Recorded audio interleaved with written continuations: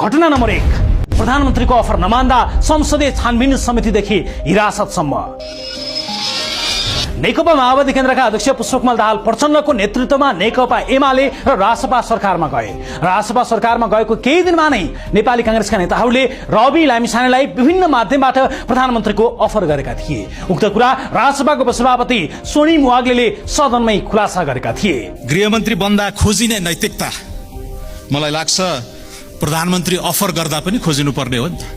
यहाँ डर छ, भागी भागी हिँडिया छ, च्याप्प समाएर प्रधानमन्त्री, च्याप्प समाएर उप प्रधानमन्त्री बनाइदेलान् भनेर भागी भागी हिँड्नु पर्या छ। कांग्रेसका पुराना मित्रहरूलाई थाहा छ म प्रमाण बेगर नबोल्ने मान्छे हो। हेक्कार होस्, अब कांग्रेसले गरेको छैन भन्नुहुन्छ भने अब हामी सक्कली कांग्रेस र नक्कली कांग्रेस खोज्दै हिँड्ने पनि कुरा भएन। स्वयं लामिछानेले पनि यही कुरा दोहोऱ्याएका थिए। म गृहमन्त्री हुन नैतिक रूपमा नमिल्ने भए प्रधानमन्त्री बन्न चाहिँ कुन नैतिक रूपले मिल्ने रहेछ, यो कुरा म आज यो सदनमा सोध्न चाहन्छु।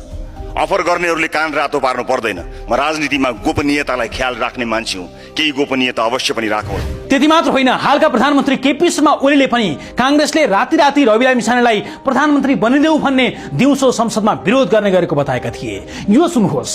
नेपाली कांग्रेस एउटै मान्छेलाई राति प्रधानमन्त्री बनिदिनुहोस् 1.5 वर्षका लागि भन्न जान्छ, कागज लिएर सम्झौता गरौँ भन्न जान्छ। राति त्यो कागजमा उसले सम्झौता नगरेपछि भोलिपल्ट यो त सहकारीको भ्रष्टाचारी हो भन्दै उफ्रिन्छ। रातिसम्म त्यो मान्छे कांग्रेसको पछि लाग्ने हो भने प्रधानमन्त्री बन्न लायक भयो, कांग्रेसको पछि लागेर प्रधानमन्त्री हुन्न भन्यो भने त्यो मान्छे भ्रष्टाचारी भयो। के भएको कांग्रेस? साथै तत्कालीन प्रधानमन्त्री तथा नेकपा माओवादी केन्द्रका अध्यक्ष प्रचण्डले समेत कांग्रेसले लामिछानेलाई प्रधानमन्त्रीको अफर गरेको आफूले देखेको सुनेको नै बताए।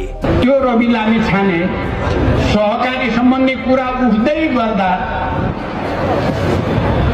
कांग्रेस र एमालेका नेताले तपाईँ प्रधानमन्त्री भइदिनुहोस्, हाम्रो साथमा आउनुहोस् भनेको मैले आफ्नै आँखाले र कानले देखेको र सुनेको छु।